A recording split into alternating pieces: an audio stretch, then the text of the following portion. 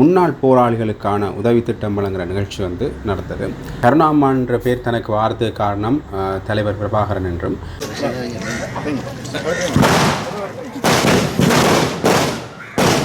அன்னமணி பிரேமினி, மனோகரன், நஜீந்திரன், விநாயகமூர்த்தி தியாகத்தை மேற்கொண்டிருக்கின்றார்கள். அதே போன்று பல்லாயிரக்கணக்கான போராளிகள் இன்று அங்கவீனமாக இருக்கின்றார்கள்.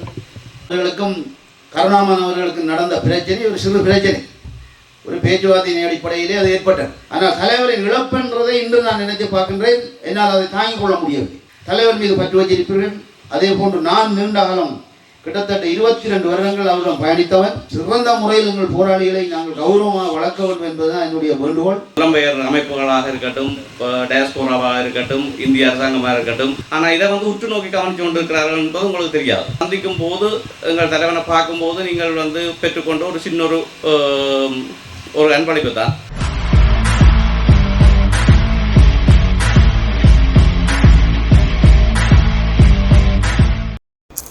ஜெஃப்னாபுடியின் சொந்தங்களுக்கு வணக்கம். நாங்கள் இப்போ இந்த காணொலியில் எதை பற்றி பார்க்க போகிறோம்னா, மட்டக்களப்பில் கல்லடியில் வந்து தமிழர் ஐக்கிய சுதந்திர முன்னணியின் ஏற்பாட்டில் வந்து முன்னாள் போராளிகளுக்கான உதவி திட்டம் வழங்குகிற நிகழ்ச்சி வந்து நடந்தது. அதில் வந்து முன்னாள் போராளிகள் 100 பேருக்கு 10 லட்சம் ரூபா நிதி வந்து பகிர்ந்தளிக்கப்பட்டது அவைகளுக்கு. அந்த நிகழ்வில் கருணாம்மான் வந்து ஒரு விஷயத்தை சொல்லியிருக்கிறார். கருணாம்மான்ற பேர் தனக்கு வார்த்தை காரணம் தலைவர் பிரபாகரன் என்றும், அவரால் தான் தனக்கு இந்த பேர் வந்தது என்றும், அவர் தான் இந்த பேரை வச்சவரும் சொல்லியிருக்கார். அதை நான் மறக்கவே மாட்டேன்னு சொல்லியிருக்கார். அது மட்டுமில்லாமல் தலைவர் இறந்ததற்கு இவர் தன் வருத்தத்தையும் தெரிவிச்சிருக்கிறார். தான் போய் அடையாளப்படுத்தினான் என்றும் அது தனக்கு மிகவும் வருத்தமளித்தது என்றும் சொல்லியிருக்கிறார். அது மட்டும் இல்லாமல் இங்கே வெளிநாட்டில் இருக்கிறார்கள் தலைவற்ற பேரை வச்சு நிறைய பணம் வசூலித்து கொண்டிருக்கிறோம் என்ற கருத்தையும் அவர் முன்வைச்சிருப்பார். ஒரு விமர்சன ரீதியாகவும் அவர் தன் கருத்தை முன்வைச்சிருப்பார். அது பற்றின காணொலியாக தான் இது இருக்க போது. வாங்க காணொலிக்குள்ளே போகலாம். கிழக்கு மாநிலத்தில் இந்த நிகழ்வை தொடக்கி வைக்க வேண்டும் என்பதற்காக இந்த நிகழ்வை நாங்கள் இன்று ஏற்பாடு செய்திருந்தோம். அந்த அடிப்படையில் ஒரு குறுகிய தோயனுடைய போராளிகளை அழைத்து உங்களோடாக இதை ஆரம்பிக்க வேண்டும் என்ற நோக்கம் எங்களுடைய உபதலைவர் கே அவர்கள் நீண்ட காலமாக இதை சொல்லிக் கொண்டிருந்தார். அந்த சந்தர்ப்பம் இன்றுதான் நிறைவேற இருக்கின்றது. இது நாங்கள் கடந்த 5 வருடமாக இந்த முயற்சியை எடுத்துக் கொண்டிருக்கின்றோம். வவுனியாவிலேயே அம்மான் படையினை தொடங்கிய காலத்திலிருந்து இந்த போராளிகளை ஒரு முன்னிலைப்படுத்த வேண்டும், முதன்மைப்படுத்த வேண்டும், அவர்களின் வாழ்வாதாரத்தை மேம்படுத்த வேண்டும் என்பதற்காக மிகவும் சிறந்த முறையில் இந்த உலகம் முழுக்க இருக்கின்ற எங்களுடைய மக்களிடமெல்லாம் சென்று கதைத்து, அதில் லிங்கேஸ்வரன் கூறியது உண்மையான விடயம். காசு இருக்கிற சிலருக்கு உணர்வு இல்லை. உண்மையாக அவங்க ஒருவருமே முன்பரில் உதவி செய்கிறதுக்கு இல்லாத மக்கள் தான் உண்மையிலே அக்கறையாக இருக்கிறாங்க. எங்களில் உண்மையிலே அந்த மக்களை நாங்கள் பாராட்டோம். அந்த வகையில் இன்று நாங்கள் ஒரு ஆரம்ப நிகழ்வாக இந்த நிகழ்வை தொடங்கி வைத்திருக்கின்றோம்.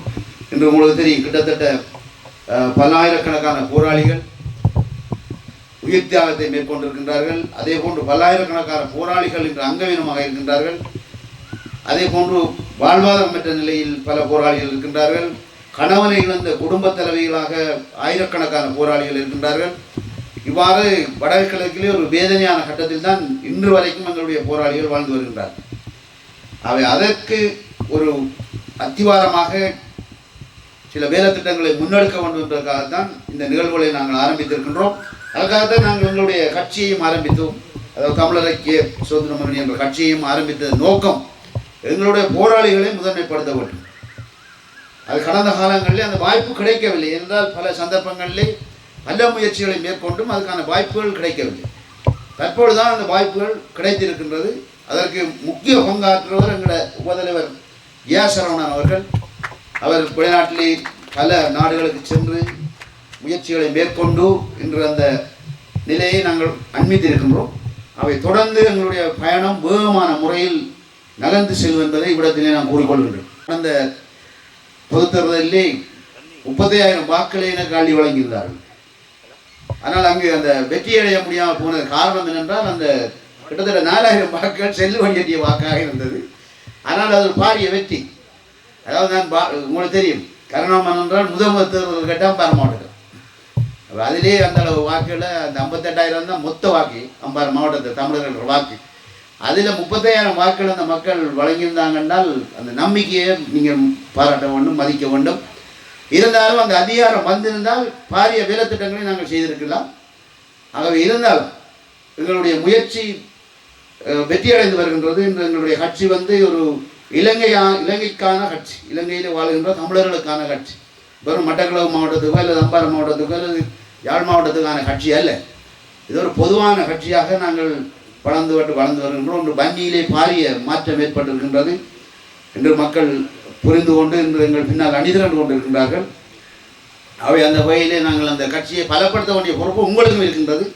பலப்படுத்துகின்ற பொழுதுதான் நாங்கள் கடந்த காலங்களில் எவ்வாறு இருந்தோமோ அந்த அளவுக்குரிய அதிகாரத்துடன் நாங்கள் கௌரவத்துடன் நடமாடலாம் என்பதை நான் உங்களிடத்திலே வேண்டிக் கொள்கின்றேன்.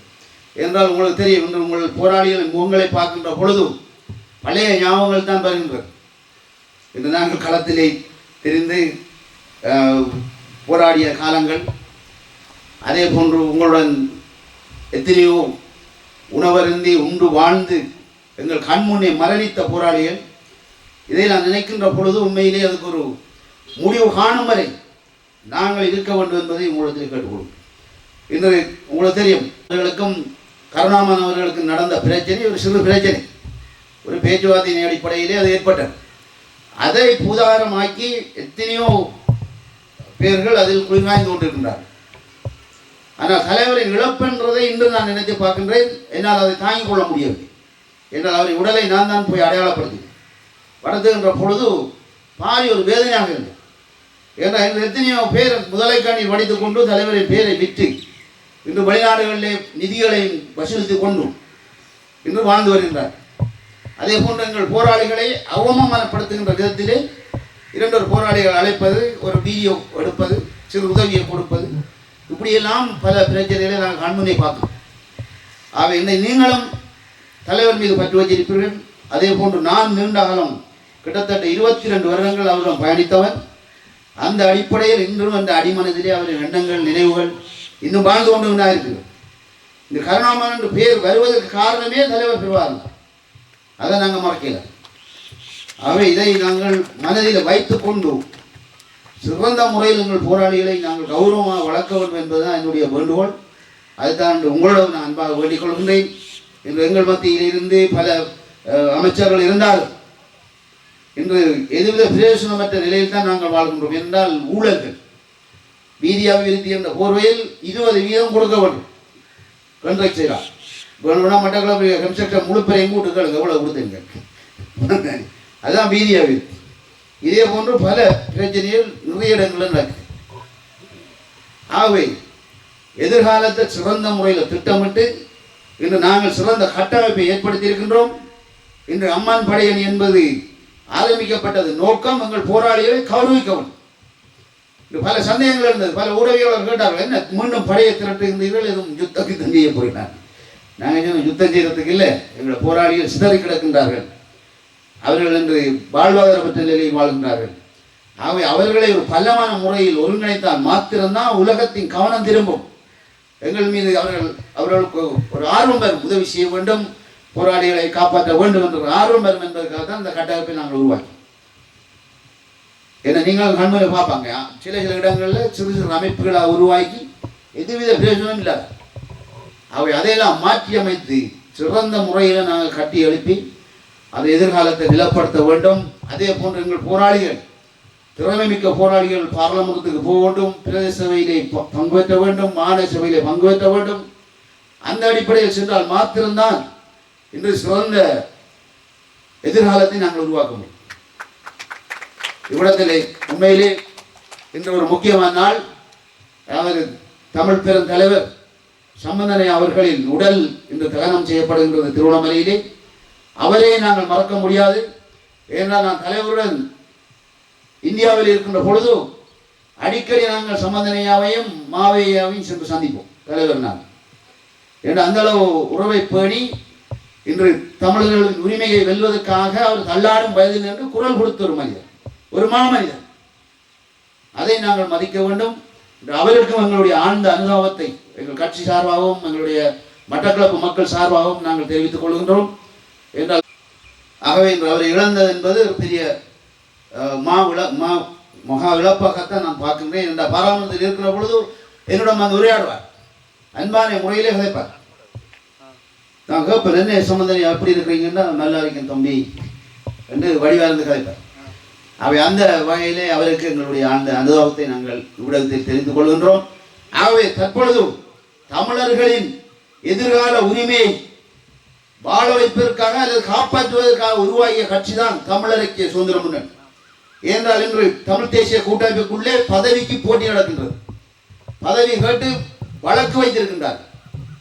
சுமந்திரன் ஒரு பக்கம், சிறிதர் ஒரு பக்கம். இன்று உலகாலம் ஒரு தூணாக அந்த கட்சி நின்றது. அதுதான் சம்பந்தனை. இன்றைக்கு அந்த தூணும் சாய்ந்து விட்டது. ஆகவே இன்று அவர்கள் சிதறுவதற்கான வாய்ப்பு இருக்கின்றது. அதனால்தான் நாங்கள் அனைத்து கட்சிகளையும் அழைக்கின்றோம், எங்களோட இணைந்து கொள்ளுங்கள், வாருங்கள். எங்களுக்கு வரலாறு இருக்கின்றது. இது தமிழ் மக்களுக்காக உலகம் முழுக்க சென்று பேச்சுவார்த்தையில் பங்கு வைக்க ஒரே நாள் கருணாமன். தமிழ் மக்களுக்காக 22, 24 யுத்தம் இருக்கிற ஒரு தளபதியாக இருந்தவரும் கருணாமன். ஏனையவர்கள் தற்பொழுது உருவாகியவர்கள்.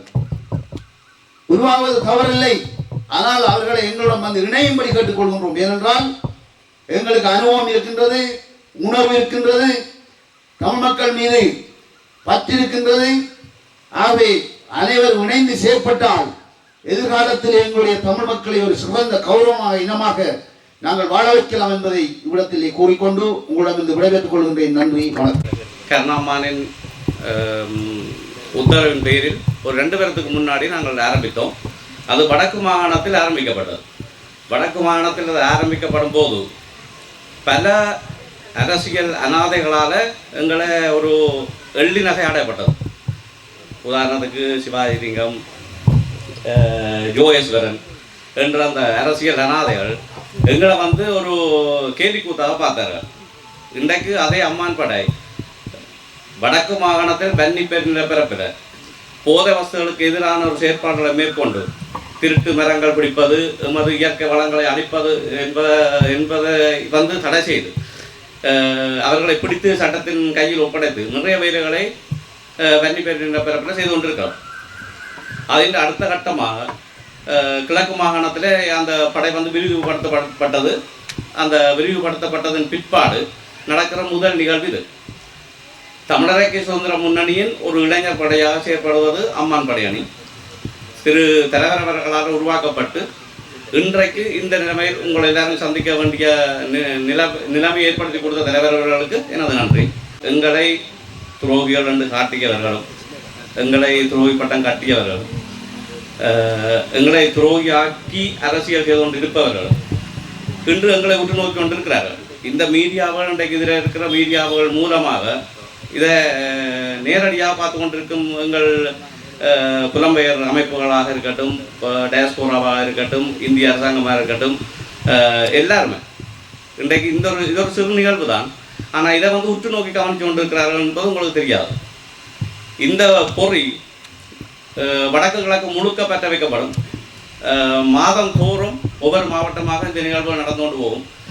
எமது முன்னாள் போராளிகளின் வாழ்க்கை தரம் இந்த ஒரு சின்ன உதவி தொகையாக வந்து வாழ்க்கை தரம் எப்படி மாறும் என்ற கேள்வி உங்களுக்கு எழுதலாம். இது வந்து உங்களை சந்திக்கும் போது, எங்கள் தலைவனை பார்க்கும்போது நீங்கள் வந்து பெற்றுக்கொண்ட ஒரு சின்ன ஒரு அன்பளிப்பு தான். உங்களுடைய வாழ்க்கைகளை மாற்றி அமைக்கிறதுக்கான செயற்பாடுகள் எங்களால் முன்னெடுக்கப்படும். அதற்கு எங்களுக்கு நிதி பற்றாக்குறைகள் வரும். அது வந்து எங்களுக்கு தெரியும். அது எப்படி நாங்கள் நிறைவேற்றி செய்யணுன்றது எங்கள் தலைவருக்கு தெரியும். இந்த நிகழ்வுகள் வந்து இன்னும் ஒரு சில மாதங்களில் முன்னெடுக்கப்படும். ஒவ்வொரு மாவட்டமாக, உதாரணத்துக்கு அம்பாறையாக இருக்கலாம், திருவண்ணாமலை மாவட்டமாக இருக்கலாம், பன்னீர, பவனியா, மன்னார், முல்லைத்தீவுன்னு சொல்லி ஒவ்வொரு மாவட்டமும் ஒவ்வொரு மாதம் இப்படியான நிகழ்வுகள் முன்னெடுக்கப்படும். அதில் முதல் தரமாக நாங்கள் இங்கே எங்களோட தலைமைச் செயலகம் அமைந்திருக்கிறது. எங்களோட தலைவன் பிறந்த மண் என்றபடியினால் நாங்கள் இங்கே வந்து அதை ஆரம்பித்திருக்கிறோம். அம்மான் படையணி என்பது வந்து எங்களோட அரசியல் சம்பந்தமான விடயங்களை தலையிடாமல், அது ஒரு ஆயுத குழுவாகவும் இல்லாமல் பலரால் அது வந்து சித்தரிக்கப்படுகிறது. சித்தரிப்பு தான் வாழ்க்கை தமிழனுக்கு சித்தரிக்கப்படுகிறது ஒரு ஆயுத குழு என்ற மாதிரி தான். அது எங்கள்கிட்ட கலை கலாச்சாரம், எங்கள்கிட்ட வாழ்வாதாரங்கள், எங்கள் போராளிகளுடைய எதிர்கால வாழ்க்கை, இதை குறிப்பாக இதை நோக்கித்தான் பயணிக்கும் எங்களுடைய அம்மான் படையணி. தலைவர் அவர்களின் கட்டளைக்கு இணங்க எங்களோட செயற்பாடுகள் அமையும். இதை விடுத்து இதை வந்து அரசியல் கட்சி எங்களோட தமிழர் ஐக்கிய சுதந்திர முன்னணியின் நிகழ்வு இதில் வந்து நாங்கள் மற்ற அரசியல்கள் வந்து பேச வேண்டிய அவசியம் இல்லை என்று சொல்லி நாங்கள் அதை கடந்து போக முடியாது.